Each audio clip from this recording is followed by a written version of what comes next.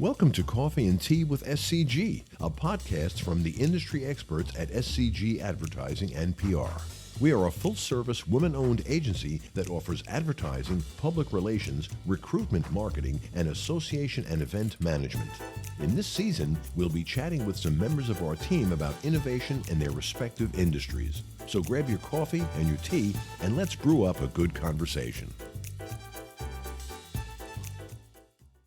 Welcome back, everybody, to an episode of Coffee and Tea with SCG. I'm your host, Maddie Trimino, and today I am accompanied by Vice President of Marketing, Chris Jasinki. Welcome, Chris. Hello, Maddie. Thank you for having me. Of course, we're so happy to have you today. As we ask all of our guests, first question, coffee or tea, and how do you take it? Personally, I'm a coffee guy. I like coffee first thing in the morning, and I take my coffee with milk. Good option. That's how I like it too. Milk preferred. Keep it simple. Yeah. Don't need the sweet. So true. Just a little dairy in there. So true. Okay, so for all of our listeners, we'll just jump right into it. Tell us a little bit about your journey and how you got to where you are today. Great question, Maddie. Okay.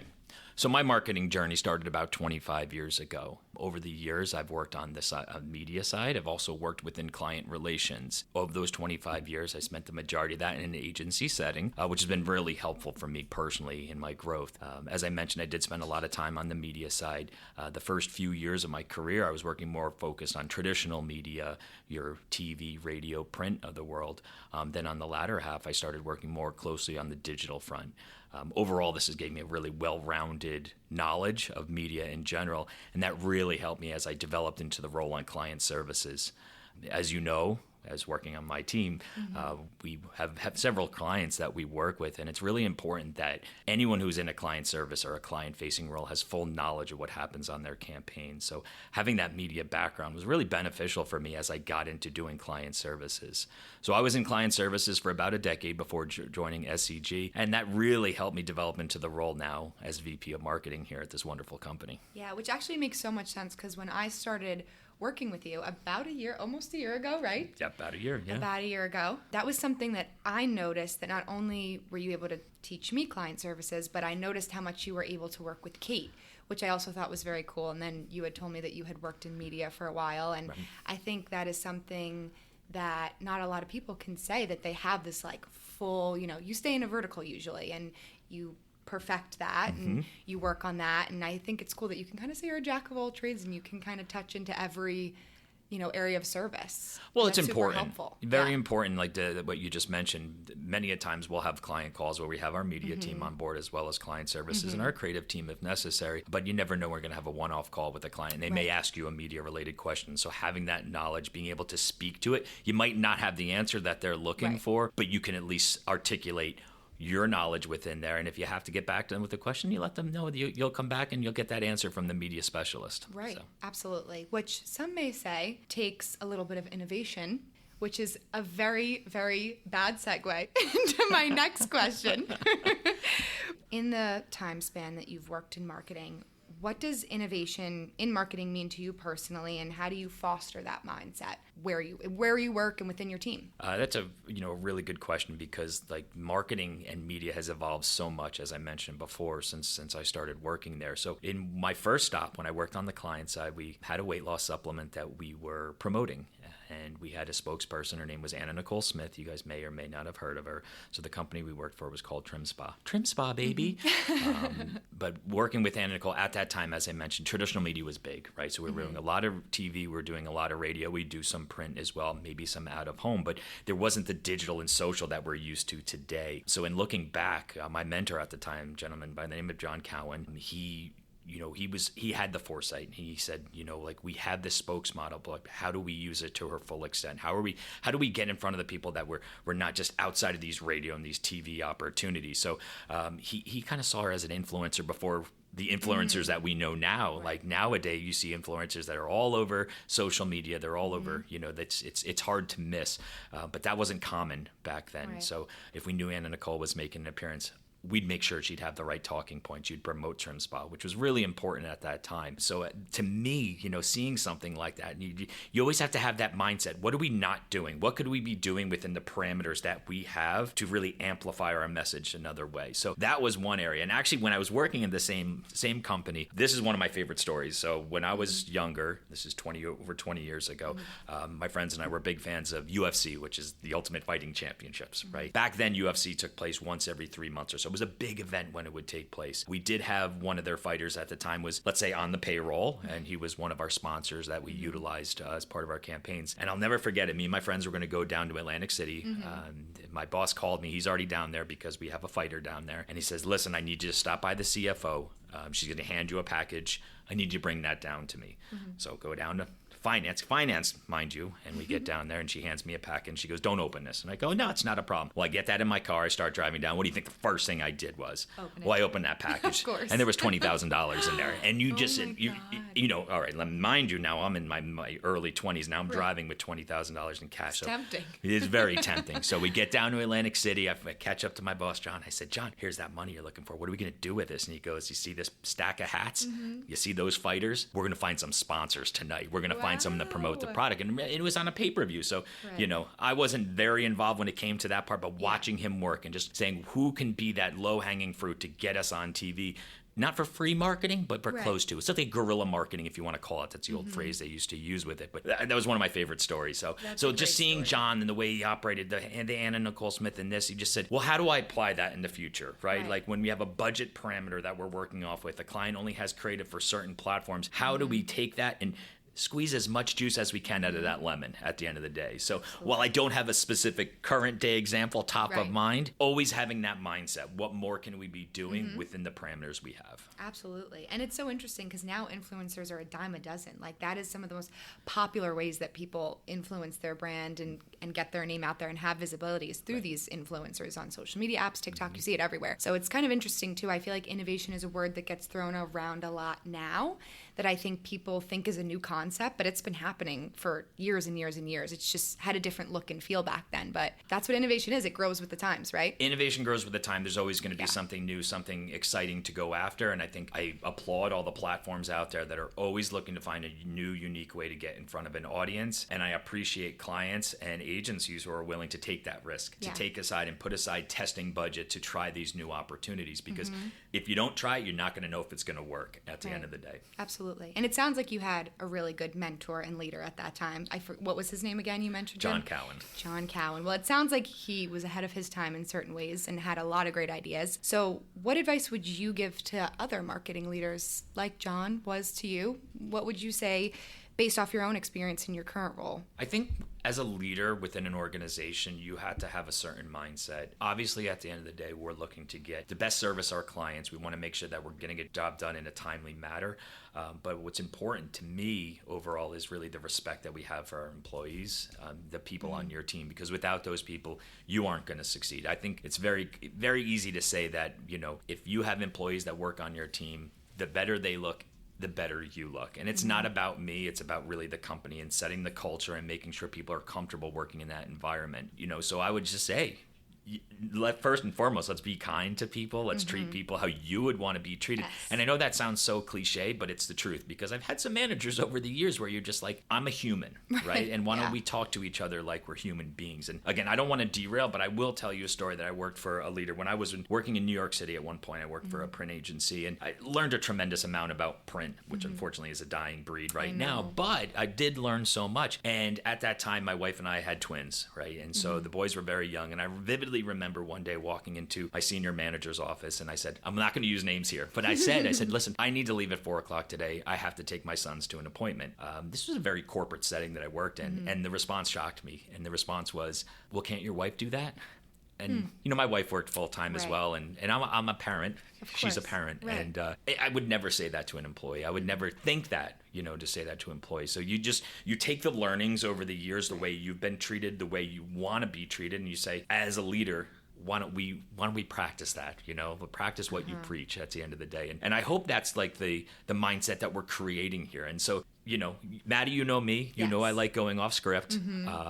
So I'm going to ask you, Sure. right? Like, you've been at SCG for 2 years now. You were at Yes. SCG a year before me, but that part's irrelevant. But at the end of the day, like, well, what do you feel about the culture here, and what do you feel about the culture that we're developing within our marketing and advertising team? I mean, I love it. I think this is an easy question for me because it is easy for me to tell you that this is such a great environment that we're fostering from the minute you and your team showed up to even before then when I first got here. Because like you had mentioned, I had been here for quite some time before you had even arrived, and this place has been filled with so many great people. It's led by so many great people for so many years. We've been in business for 60 years, and I think that it's been a rotation of fantastic people, and it continues to build with every new hire we get, with every new person that walks in the door. It's just another great, motivated, empowering person after another. And I think especially with our team in specific, our little marketing team, like, I love our daily huddles. I love what we've fostered. I love the relationship that we have. And speaking of team, something that we've implemented and tried to implement is our team acronym, which is trust, empowerment, accountability, and motivate. And I think when you really sit with those words and think about them, I think that we display all of those things every day. And so does everyone at this organization. So yeah, thanks. I never really get asked questions, so that was kind of fun. Well, I'm glad you answered that the way you did, right? Yeah. So if we look at that team acronym, it starts with so let's go back to the question you asked me, right? Like, what advice would you give to leaders? I think it starts with trust, Yes. right? When you're building a team, or if you have a team in place, if you can't have trust in your employees, then what are we doing here, right? That's like the number one starting point. But then that leads into empowerment. Right? Yes. You have to let your employees have a voice. Let your employees have the ability to say, you know what, I've got this. And if I don't have this, I'm going to let you know and we'll work on it together. But how is someone going to be able to grow if you can't give them that empowerment to handle a project, Right. a task itself? And obviously we had to hold ourselves accountable. I think that's so important. And we had to motivate each other. So I think it's a perfect acronym. I think it's fantastic. And so I'm really happy to hear you say that. Yeah, I'm happy to be able to say it, truthfully. No, it's true. I mean, it ties into what we said before is culture. Like, Yes. culture is key. Obviously, as you mentioned, this agency has been in business for quite a long time. We have people who love working together. Yes. And so to be a part of something like that is special. Listen, we've all been there in our careers at one course. point. The dread of getting to work, the anxiety, the Sunday scaries, as Right. people call that. But to be able to walk into work with a smile on your face and say, today's going to be a great day because you know it's going to be a great day, that's just amazing. I know, it's so major. And I really do think we have fun. Like, not even to sound corny, but it does feel like a family. You know what I mean? Like, I feel like I can talk to anybody here about work-related or personal, or like I feel like I can vent and laugh and celebrate and cry with everybody here, which is so major. I feel like a lot of people, and not to project, but I think it's safe to say at a lot of places people don't feel like that. It's just a job for them. Where for us, we get to do important work with the people that we care about. No, and I So think what's it's important huge. too for us here, and I didn't mean to cut you off, I think what's important for us in this agency is we're here 4 days a week. Right? Yes. And that's not common. Like, COVID changed the workplace in general, and I appreciate the fact that if I need to work from home, I can, at other agencies, but we're here 4 days a week. Yeah. The collaboration we have, the cohesiveness that it builds is second to none. So you're right, it becomes like a work family that we have, and we can laugh together, we can celebrate together, Yes. and you know what, when losses come our way, we can have a pity party together. Totally. Right? Like, and we'll do that. Yes, absolutely. But to pivot from losses, let's talk about success, because I think that's a way more exciting thing to talk about. I agree with you there. How do you measure success, Chris, when you're trying something new, which is something we try here all the time, and it kind of ties back into innovation, right? To think outside the box. Yep.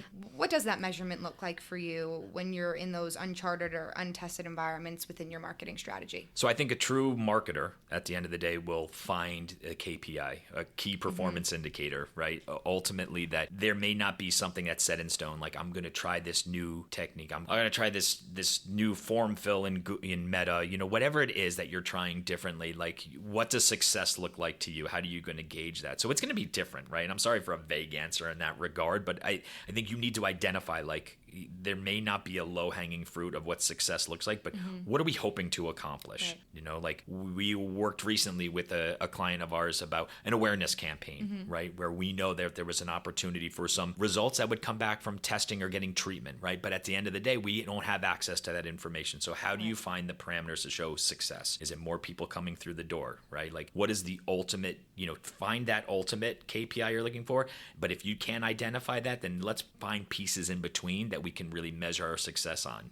Kate, we referenced her before on the media front. There's media KPIs we could always look at. But whenever we're trying something new, let's just collectively come up with something that works and then measure ourselves against it to the best of our abilities. Right, absolutely. I think the client appreciates that, and that's something that's so big. If you can come to them with those KPIs, like you said, I think that does build that level of trust, same as the trust that you have internally. You want to build trust with those clients as well, which is huge. And I think that's also something good that we can touch on. Like, in your opinion, how should you foster those client relationships? How do you gain that trust? How do you show, other than KPIs, that you're there for the client? Fostering client relations, nurturing, as I like to say, client relationships is actually one of my favorite things out there. And I think that's helped me grow so much as a professional, but as a person as well. And I know that sounds kind of corny to say that, but it's true, right? Like when you're talking to someone, you don't know at the end of the day your client's knowledge when it comes to marketing, but you know what they're looking to get to, right? And I always take the approach of you always have to look at items whether you're looking at a creative for approval or a media new tactic to bring to the table. Look at everything through the lens of the client. How would the client perceive this? That's number one, right? But getting to know your clients, right? How do you foster and nurture those relationships? During COVID, I was very infamous for this when in my previous stop of any time that there was a client call, I'd always be on 5 minutes early. It's not because I had nothing better to do for those 5 minutes, but it was the hope that the client or someone on the client side would hop on and I could talk about life for 5 minutes with them, find out their interests. So then I can use those interests when we have future conversations to say, hey, Eric, how was the yard work this weekend? Because that was his passion. Yes. Or saying, hey, Mark, how was golf going? Because I know you love golf. We should get out there sometime. Yes. Because people, you know what? If they know that you're listening and they know you have an interest outside of here's a budget, spend my money, deliver our KPIs, it goes a long way. Totally. You have kids going to college. How's their first semester going? You got to personalize what we're doing. So me personally, I think it starts at that area. Let's nurture that relationship. Get to know people. Yes, we're going to talk about shop for a half hour on this client call. That's fine. But it's not the only thing in life, right? And just let them know that you humanize what we're doing. So true. And I think personally, from learning client services and you taking me under your wing, I think in meetings where we are building that bond with the client, I notice it feels easier to deliver the work side when you feel comfortable with them on a personal level too. Like, I feel like it's so much more enjoyable to talk strategy and numbers when you've had that fun 5 minutes before the call, where we talk about the Yankee game that was on over the weekend, or, like it almost makes the rest of the conversation brighter and easier to connect. And, if there's tough topics to talk about, it kind of softens those a little bit too when you feel like you have that rapport. So that's so true. It's huge to humanize your clients and make sure that they feel the love. As you always say, that's a saying I got from you as well. Make them feel genuine. the love. You have to be genuine, right? In your conversations with the client, you want them to know that anything you're saying that you mean what you're saying. You have to be transparent. You have to be listener. You have to listen. Even if the client's saying something and you go through your head, I cannot wait to respond with this. Stop your thoughts. Yes. Listen to what the client's saying, because many times you have an opportunity to help solve a pain point, or maybe there's an opportunity to grow your business and you may have missed that mark, and that's not going to look good at the end of the day. So it's always listening, always being transparent, because the last thing you want to do in client relations or anything when it comes to agency relationships is the client discover something before you. Absolutely. Such a good point, which is something, like you said, we never want to do and might be considered a mistake, which is going to lead me into our last question here today. What are some mistakes that you can make in managing a client? So I just touched on it a little bit, but I'll say, honesty, right, is the number one thing. If something's going on, hey, if a platform put a wrong creative out there, underperform, underspent, be open with the client. right? I think they'll appreciate that a lot more than you know.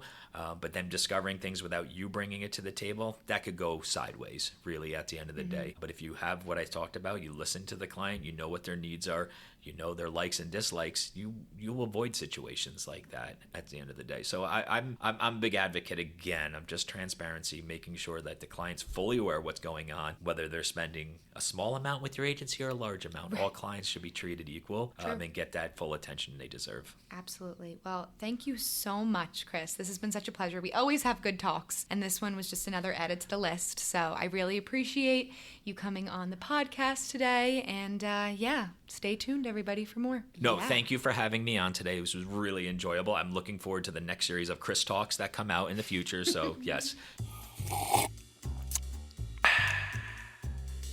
Don't forget to subscribe whenever you listen to your podcast so you never miss an episode. And leave us a review. Until next time, keep those mugs filled and those ideas flowing.